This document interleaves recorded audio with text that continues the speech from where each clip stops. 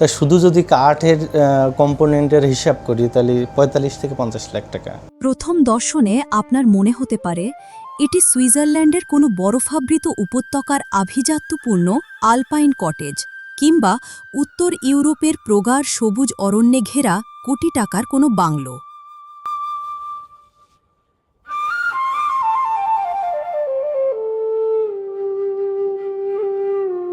কিন্তু আপনাকে যদি বলি চোখ জুড়ানো এই আন্তর্জাতিক স্থাপত্য কোনো ইউরোপীয় শিল্পীর তৈরি নয়, বরং আমাদের রূপসী বাংলার বুকে একদল সাধারণ কারিগরের অসাধারণ জাদুকরী সৃষ্টি, শুনতে অবিশ্বাস্য মনে হলেও সত্যি। বাগেরহাটের এক শান্ত গ্রামের ফেলে দেওয়া কাঠ আর নিখুঁত হাতের ছোঁয়ায় তৈরি হচ্ছে এসব বিলাসবহুল ইকো কটেজ, যা সগর্বে পাড়ি জমাচ্ছে সুদূর বেলজিয়ামে। শুধু কাঠের বিলাসবহুল কটেজ নয়, এখানে কাঠ দিয়ে তৈরি হয় আধুনিক সব সামগ্রী। কিভাবে একটি সাধারণ কাঠের টুকরো রূপান্তরিত হচ্ছে কোটি টাকার আন্তর্জাতিক কটেজে ও ঘর সাজানো আধুনিক সরঞ্জামে, জানতে ভিডিওটি শেষ পর্যন্ত দেখুন। আর হ্যাঁ, আপনি যদি গল্পগ্রাফি চ্যানেলে নতুন হয়ে থাকেন তাহলে ভিডিওটি তো লাইক দিয়ে চ্যানেলটি সাবস্ক্রাইব করুন।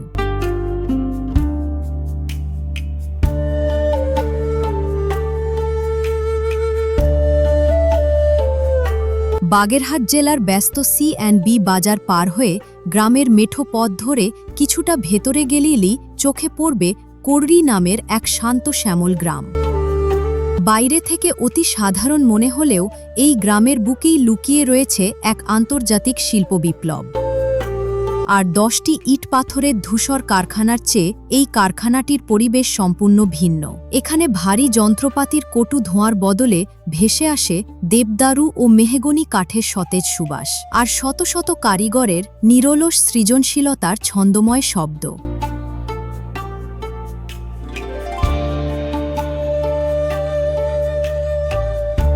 এই বিশেষ কারখানাতেই নিখুঁত সুষমায় রূপ নিচ্ছে চোখ জুড়ানো সব ইকো কটেজ। আর এসব আন্তর্জাতিক মানের রাজকীয় কটেজের মূল গন্তব্য কোথায় জানেন? ইউরোপের নান্দনিক দেশ বেলজিয়াম।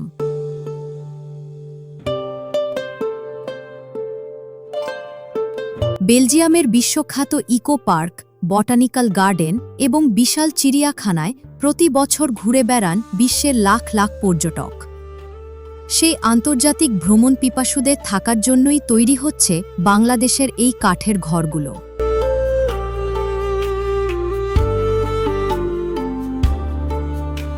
একটি প্রত্যন্ত বাঙালি কারখানার তৈরি কটেজ ইউরোপের বুকে পর্যটকদের আশ্রয়স্থল হয়ে উঠছে। একবার ভাবুন তো, এটি আমাদের দেশের জন্য কতটা গর্বের।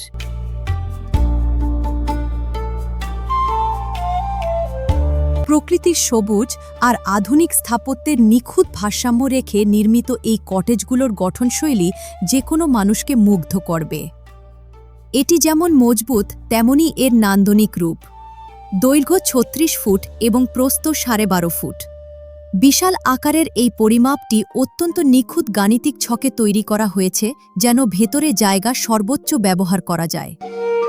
একটি বিশ্বমানের কটেজে যা যা থাকা প্রয়োজন তার সবই এতে বিদ্যমান। এতে থাকছে সুপরিসর মাস্টার বেডরুম, অতিথি আপ্যায়নের জন্য একটি গেস্ট রুম এবং পুরো ঘরের সাথে সামঞ্জস্যপূর্ণ কাঠের তৈরি লাক্সারি ফার্নিচার। কটেজের ভেতরের বিলাসবহুল ডেকোরেশন বাদে শুধুমাত্র মূল কাঠামোর নির্মাণ ব্যয় পড়ে প্রায় ৪৫ থেকে ৫০ লাখ টাকা।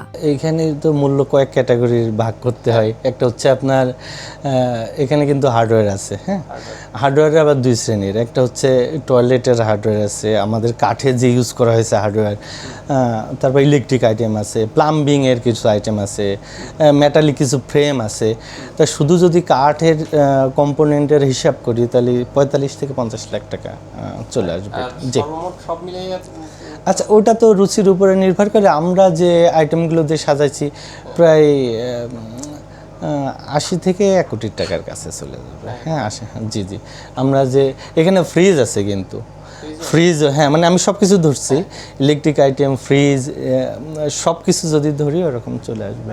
তবে বাড়তি ইলেকট্রিক আইটেম এবং টয়লেটের কিছু খরচা বাদ দিয়ে দাঁড় করাইতে 45 থেকে 50 লাখ টাকা লেগে যাবে। বাগেরহাট বিসিক শিল্পনগরীর খ্যাতিমান প্রতিষ্ঠান ন্যাচারাল ফাইবার এই যুগান্তকারী উদ্যোগের মূল চালিকা শক্তি। তাদের দূরদর্শী চিন্তা ও গবেষণার ফলেই সাধারণ কাঠ পেয়েছে এক আন্তর্জাতিক আভিজাত্য।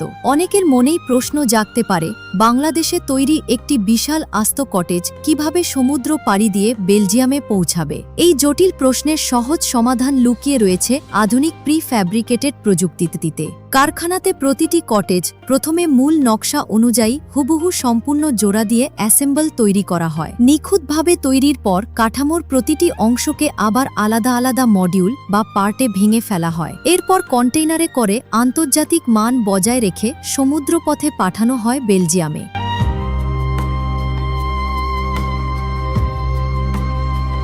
বেলজিয়ামে পৌঁছানোর পর ন্যাচারাল ফাইবারের বিশেষ দক্ষ দল সরাসরি সেখানে গিয়ে মাত্র কয়েক দিনের মধ্যে পার্টগুলো পুনরায় নাট বল্টু ও ফিটিংসের মাধ্যমে মূল কটেজে রূপ দেয়। কাঠের তৈরি ঘর শুনলেই অনেকের মনে প্রশ্ন জাগে, বৃষ্টি, আর্দ্রতা কিংবা পোকার আক্রমণে ঘরটি নষ্ট হবে না তো? ইউরোপের তীব্র শীত ও আর্দ্র আবহাওয়ায় যাতে এই কটেজগুলো শত বছর অক্ষত থাকে, তার জন্য নেওয়া হয় সম্পূর্ণ বৈজ্ঞানিক সুরক্ষা ব্যবস্থা।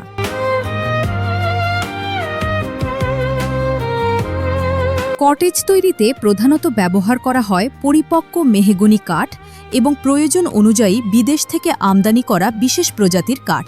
কাঠ কেটে আনার পর তা আধুনিক সিজনিং চেম্বারে রেখে কাঠের ভেতরের অতিরিক্ত পানি বা আর্দ্রতা নির্দিষ্ট সহনীয় মাত্রায় নামিয়ে আনা হয়। কাঠে যেন কখনো ঘুণে না ধরে বা উইপোকা না লাগে, সেজন্য বিশাল অটোকে প্রেসার চেম্বারে উচ্চ চাপে বিশেষ পরিবেশ বান্ধব কেমিক্যাল কাঠের ভেতরের আঁশে প্রবেশ করানো হয়। এই উচ্চ প্রযুক্তির প্রক্রিয়াজাতকরণের ফলেই সাধারণ কাঠ হয়ে ওঠে পাথরের মতো মজবুত এবং যে কোনো প্রতিকূল আবহাওয়া সহনশীল। বর্তমানে বিশ্বজুড়ে যখন জলবায়ু পরিবর্তন ও গ্লোবাল ওয়ার্মিং নিয়ে তীব্র উদ্বেগ তৈরি হয়েছে, তখন এই কটেজগুলো ইকো ফ্রেন্ডলি স্থাপত্যের অনন্য উদাহরণ। কংক্রিটের ইট, পাথর ও সিমেন্টের তৈরি ঘর অতিরিক্ত কার্বন নিঃসরণ করে, কিন্তু পরিবেশ বান্ধব কাঠ দিয়ে তৈরি এই ঘরগুলো পরিবেশের ভারসাম্য রক্ষা করে। ইউরোপের পরিবেশবাদীরা এই উদ্যোগে ব্যাপক প্রশংসা করেছেন। শুধু আন্তর্জাতিক সুনামই নয়, বাগেরহাটের এই কারখানাটি স্থানীয় অর্থনীতিতে তৈরি করেছে এক নতুন দিগন্ত। এখানে প্রতিদিন প্রায় 40 থেকে 50 জন স্থানীয় কারিগর ও সাধারণ শ্রমিক কাজ করছেন। ফলে প্রত্যন্ত অঞ্চলে একটি স্থায়ী কর্মসংস্থান সৃষ্টি হয়েছে এবং স্থানীয় কারিগররা পাচ্ছেন আন্তর্জাতিক মানের প্রশিক্ষণ।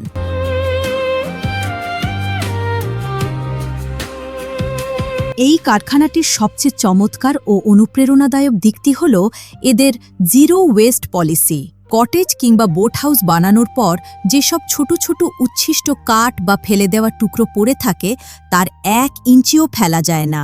এই ফেলনা কাঠ দিয়েই দক্ষ কারিগরি ছোঁয়ায় তৈরি হচ্ছে প্রায় 100 রকমের শৌখিন ও নিত্য প্রয়োজনীয় পণ্য।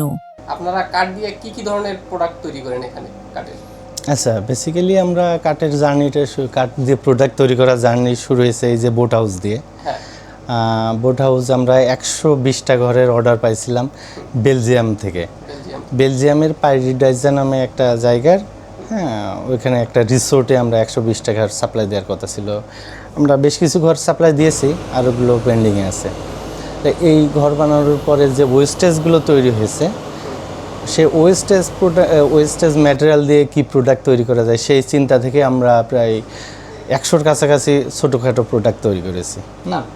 100-র ভিতরে ক্লাসিফিকেশন যদি করি, কিডসের আইটেম ছিল, যেমন কিডসের বাচ্চাদের ছোট ছোট গাড়ি, হ্যাঁ, ওর ছোট ছোট কাঠের খেলনা, এর কিচেন আইটেম ছিল, কিচেন অর্গানাইজার, হ্যাঁ, অন্যান্য ডেকোরেটিভ আইটেম, কিচেনের কিছু সেলফ, আপনি সার্ভিং ট্রে, তারপরে চপিং বোর্ড, বিভিন্ন আইটেম আর কি, প্রায় 100-র কাছাকাছি প্রোডাক্ট।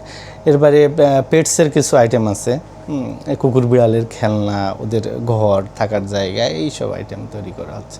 তা তার পরবর্তীতে আর কি কিছু কিছু কাঠ যেটা লাগে আমরা কিনে নিই আর কি, বড় সড়ো কিছু কাঠ লাগলে। এখন এই যে পেটসের আইটেমগুলো, এগুলো তো আমাদের বাংলাদেশে সচরাচর ওইভাবে হয় না। এখন এটা কি আপনারা বিদেশের রপ্তানি করি কিনা? রপ্তানি করেন? হ্যাঁ, জি, শুরুতে রপ্তানি করছি, কিন্তু দেশেও একটা বড় চাহিদা আছে। আমরা এটা তৈরি করার পর বুঝতে পারছি, বিশেষ করে বিড়ালের কাঠের কিছু আইটেম সেগুলো আছে, আমরা সেল করতে পারছি ভালো। এর বাজার মূল্য কেমন আছে বছরে? বছরের হিসাবটা যদি বললি, তা মান্থলি প্রায় বাজার, বাংলাদেশের বাজার, আমরা যদিও পুরো বাজার দখল করতে পারি না, মান্থলি কোটিখানিক হবে। জি, তো একটা হিউজ পরিমাণ। হ্যাঁ হ্যাঁ, আমরা পুরো বাজার তো দখল করতে পারি না, আরও আছে কিছু কম্পিটিটরও আছে যারা আসলে ক্ষুদ্র আকারের ব্যবসা পরিচালনা করে। আমাদের একটু বৃহৎ পরিসরে করা হয়। তো অনেক ব্যাপক আকারে। হ্যাঁ, আমরা আসলে খুচরা সেল করি না, পাইকারি সেল করে আমাদের কাছ থেকে প্রোডাক্ট নিয়ে বিভিন্ন আর কি ফেসবুক পেজ থেকে বিক্রি করা হয়। বিসিক আছে, ওইখানে আর একটা ফ্যাক্টরি আছে, এই ফ্যাক্টরি বাদে ওইখানে ফিনিশ ওয়ার্কটা করা হয়। আর শোরুম বলতে আমাদের স্টোরেই রাখা হয়, যেহেতু আমরা খুচরা সেল করি না, তাই শোরুমের প্রয়োজন হয় না। আপনাদের ওখানে কাঠ বাদে আর কি কি নিয়ে আপনারা কাজ করেন? আচ্ছা, কাঠের প্রোডাক্ট বাদে আমরা আপনার নারকেলের ছোবড়া থেকে ম্যাট্রেস তৈরি হয়, ওটা নিয়ে কাজ করি। ওটা থেকে স্লিপার তৈরি হয়। পাটের যে দড়ি, ওই থেকে কিছু আইটেম তৈরি করা হয়, সেটাও খেলনা, কুকুর বিড়ালের খেলনা। এই আর কি, সুতা, দড়ি, কাঠ, নারকেলের ছোবড়া, এইগুলো নিয়ে আমাদের কাজ আর কি। রিসাইক্লিং বা পুনর্ব্যবহারের এই আন্তর্জাতিক মানসিকতা কেবল ব্যবসাকেই নতুন মাত্রা দেয়নি, বরং প্রথাগত বর্জ্য ব্যবস্থাপনায় এক নতুন দিশা দেখিয়েছে। বাগেরহাটের এক নীরব কোণে গড়ে ওঠা এই কাষ্ঠশিল্প প্রমাণ করে দিয়েছে, সঠিক দৃষ্টিভঙ্গি, কারিগরি সক্ষমতা এবং উদ্ভাবনী চিন্তা থাকলে আন্তর্জাতিক বাজার দখল করা অসম্ভব কিছু নয়। আজ ইউরোপের ইকোপার্কে যখন কোনো বিশ্ব পর্যটক এই কাঠের ঘরগুলোতে রাত কাটাবেন, তখন তার নেপথ্যে অনুচ্ছ্বাসে জ্বলজ্বল করবে আমাদের বাংলাদেশের নাম। আমাদের দেশের এই নীরব বিপ্লব এবং কারিগরদের আন্তর্জাতিক জাদুকরি কাজ নিয়ে আপনার কী মতামত? কমেন্ট বক্সে অবশ্যই আমাদের জানান।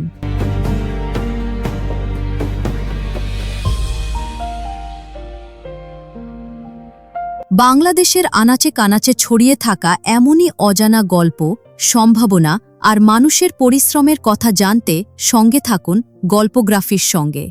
আজকের গল্পটি ভালো লাগলে ভিডিওতে একটি লাইক দিন, আপনার বন্ধুদের সঙ্গে শেয়ার করুন এবং এমন আরও অজানা গল্প দেখতে গল্পগ্রাফি চ্যানেলটি সাবস্ক্রাইব করে পাশে থাকুন। কারণ গল্প শুধু বড় শহরে তৈরি হয় না, গল্প তৈরি হয় গ্রামের মাটিতে, নদীর পাড়ে, কারিগরের হাতে এবং মানুষের স্বপ্নে। আমি আবারও ফিরে আসব বাংলাদেশের এমনই কোনো অজানা গল্প নিয়ে।